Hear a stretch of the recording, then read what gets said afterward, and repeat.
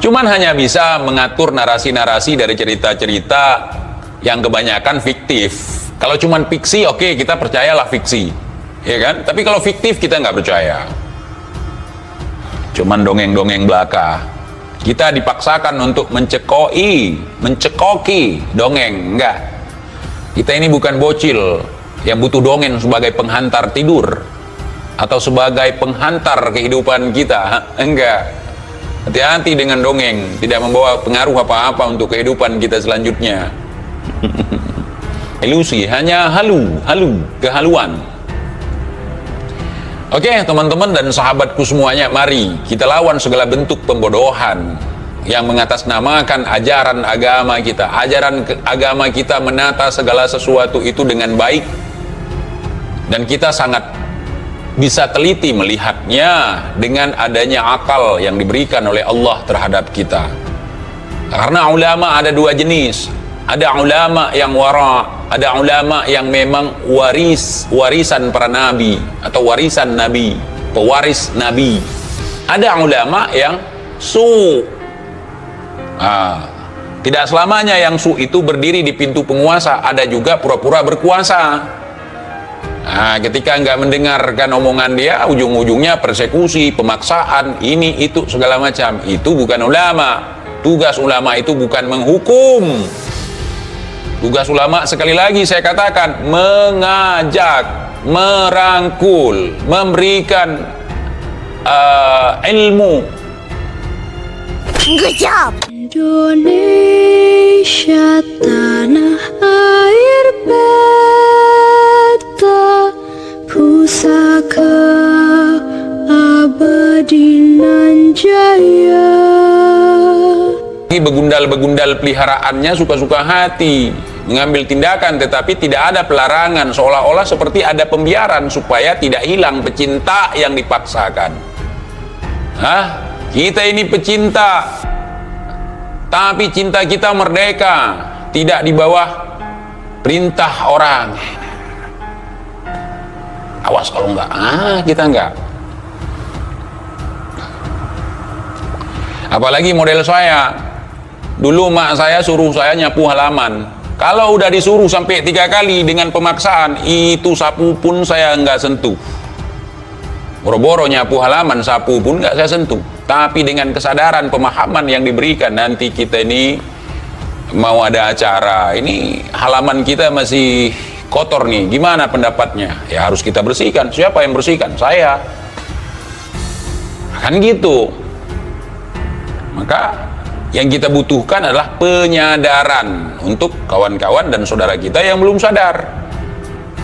Kalau kita manggil mereka bebek, mereka manggil kita anjing, itu untuk apa ikut majelis? Apa yang mau kita ambil dari mereka? Apa yang mau kita ambil? Mereka tiap hari masuk majelis, sholawatan, ahli ibadah, tapi kelakuan tidak mencerminkan kelakuan orang yang ada ilmu, tidak menggunakan akhlak. Aduh. Dan saya yakin itu adalah ajaran yang dibenarkan oleh bosnya.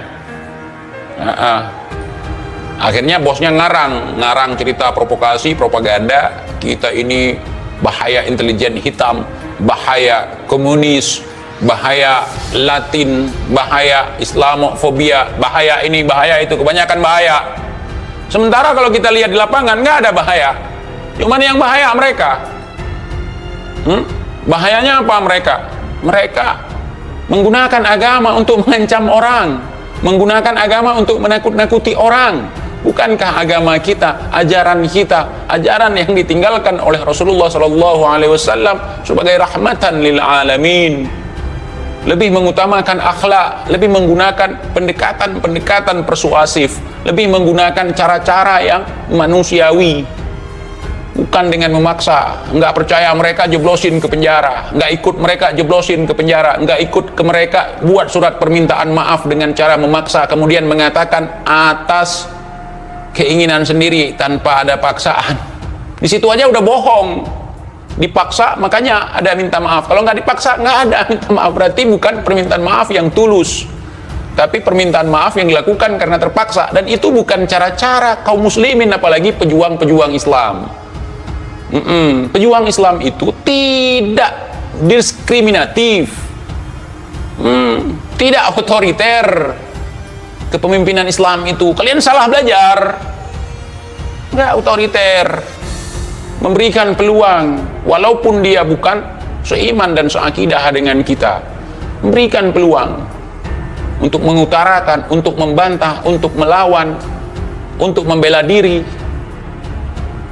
bukan di framing. Cara-cara seperti itu udah teman-teman, itu sangat bahaya ke depan, di mana anak cucu kita nanti tidak bisa melakukan apapun, apalagi yang ada nuansa nepotisme di dalamnya. Contoh, ada orang menipu atas nama saya bukan pelakunya. Ketika saya meminta pertanggungjawaban dari pelaku itu, mereka si pelaku itu mengadu kepada temannya, mengadu kepada keluarganya yang notabene-nya adalah cucu Nabi. Bukannya mencari titik temu, bukannya membahas permasalahan ini untuk bisa misalnya saling memaafkan, yang salah minta maaf. TIJ mengatakan, ulama itu tokoh agama, itu tidak punya hak untuk menghakimi, tapi punya hak untuk menasehati, mengajak umat ke jalan yang baik. Tidak punya hak untuk menghakimi. Ya, yang berhak menghakimi bukan, tapi dia pelanggaran syarat, ada mahkamah syariahnya untuk menghukumi seseorang sesuai dengan hukum yang berlaku. Paham gak? Boleh seperti itu ente. Siapa ente? Tuhan bukan. Anda ajarkan yang benar. Kalau ajaran Anda aja nggak benar, bagaimana orang bisa cinta terhadap Anda? Bagaimana orang bisa mengikuti Anda? Ujar TIJ.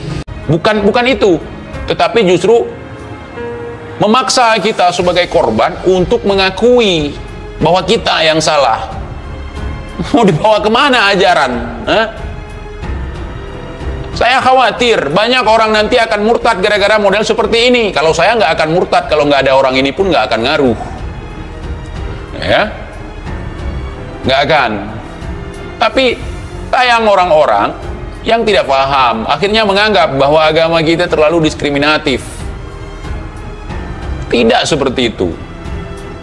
Kita diberikan peluang untuk berpikir, kita diberikan kesempatan untuk membela diri, kita diberikan tempat seadil-adilnya. Paham? Paham? Kenapa orang hari ini jadi bandel? Kenapa orang hari ini terkesan mengolok-ngolok? Karena orang-orang yang mengajarkan ilmu bukan mengajar ilmu, bukan mencontohkan seperti ilmu yang diajarkan oleh Nabi. Justru dengan cara-cara preman. Jadi orang gerah. Akhirnya jadi model-model seperti saya. Walaupun di dalam hati saya tidak bermaksud untuk memberontak, ya jadinya saya melawan. Indonesia sejak dulu kala tetap dipuja-puja bangsa.